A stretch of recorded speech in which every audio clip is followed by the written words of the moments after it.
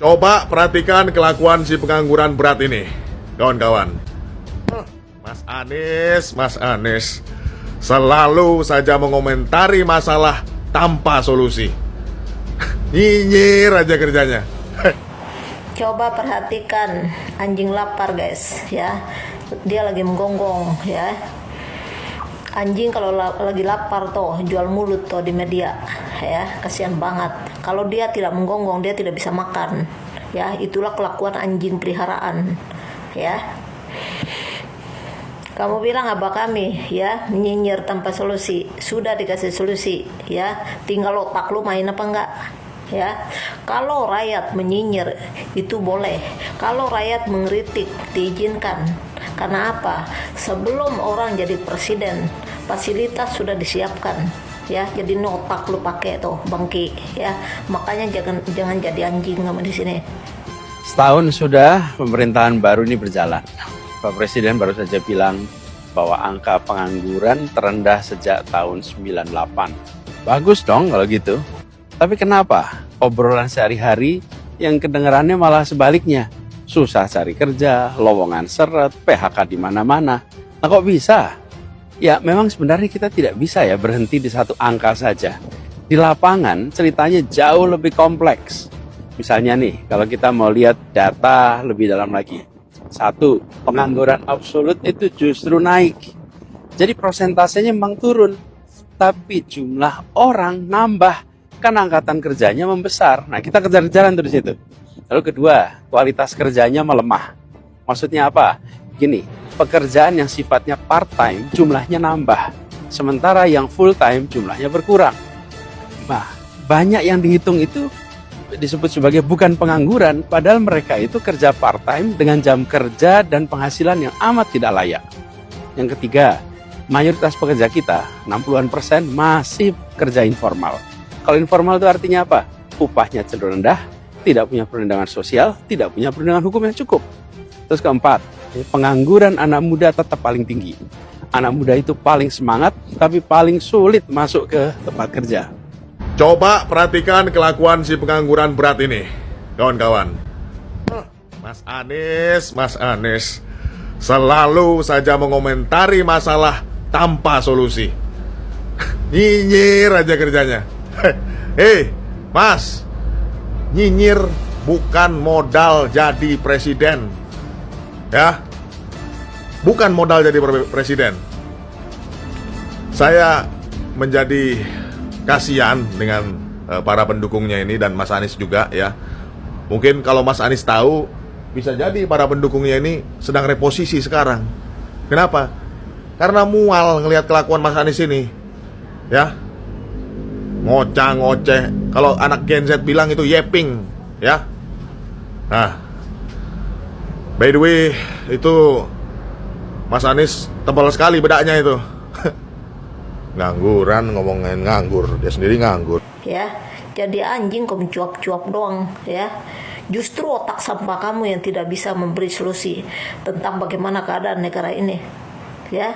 Kalau ada manusia anjing kelaparan ya kamu, ya, perusak, ya. Nggak cukup tombak kamu yang merontak negara ini. Jangan lu jadi perusak di negara ini, ya. Untung aja kamu keluar dari kelompok kami, ya. Orang bangsat kayak kamu tuh nggak boleh ada di kelompok kami, ya. Kamu bilang tidak memberi solusi. Pak Anies sudah memberi solusi. Pak Anies mengkritik itu wajib. Rakyat mengkritik itu ada kewajiban. Karena pemerintah memang harus dikritik. Kalau bukan rakyat yang ngeritik siapa? Emang bacot kamu membiarkan negara ini rusak, ya, dirusak oleh Jokowi, ya. Dan kamu salah satu anjing yang mendukung kerusakan demokrasi. Begitu juga dengan hukum ekonomi, ya. Terus apa isi otak kamu? Apa solusi yang kamu berikan untuk negara selain mencocor, membacot kamu, ya? Makanya bro, ya, mau jadi asu kamu jangan di sini tempatnya, ya. Kamu bilang tadi Pak Anies abah saya katanya debulnya ya tebal, bedaknya tebal, nggak perlu pakai bedak, abah saya udah ganteng, deh. Lo tebal banget tuh kacamata. Kenapa mata lo picak? Apa rusak? Ya, kebanyakan makan uang haram tuh, ya. Jadi rabun-rabun kan. Bukan hanya otak lo yang sekarat, mata lo juga picek, ya. Setiap negara rakyat boleh bersuara, boleh berkritik, ya, karena memang pemerintah harus dikritik. Semua janji presiden harus dikritikin. Pak Anies sudah memberi solusi, ya. Kalau sudah rakyat yang berkritik, ya, tinggal otak pemerintah yang main, ya.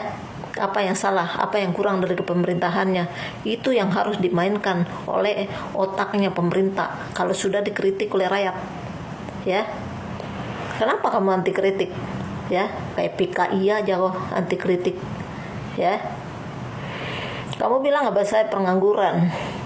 Lu bisa makan hasil jual cocor, ya. Lu bisa makan hasil merusak hukum di negara ini, ya. Kamu bangke apa kamu, ya.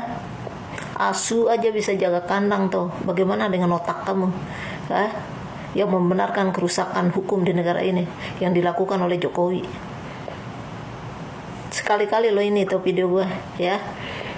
Cocor aja lo kayak anjing lapar aja, ya. Kalau mau bajingan jangan di sini tempatnya. Mau jadi asu juga jangan di sini tempatnya. Ya. Kami selalu bangga dengan apa kami, ya. Terus kamu apa yang kamu banggakan dari Jokowi? Apa yang kamu banggakan? Merusak hukum, merugikan negara.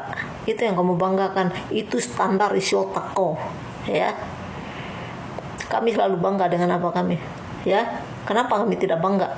Ya, kami tidak bangga dengan orang goblok yang merusak hukum di negara ini, ya. Kalau binatang saja bisa menjaga kandang, bagaimana dengan kamu manusia merusak hukum di negara sendiri? Tidak ada yang lebih bajingan selain otak kau, ya. Jadi itu aja anjing peliharaan Jokowi, ya. Jangan contek-contek abah gue, ya.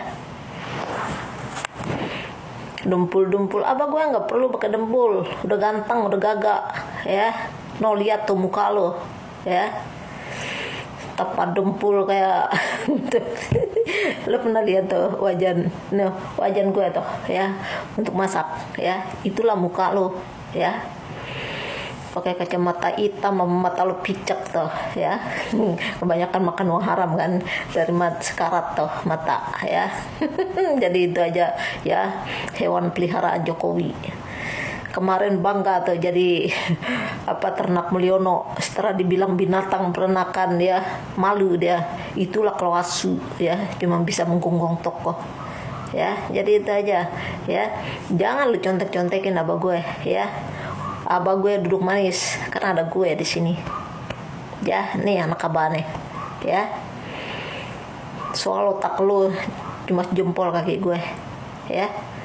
Jadi lu ingat itu baik-baik.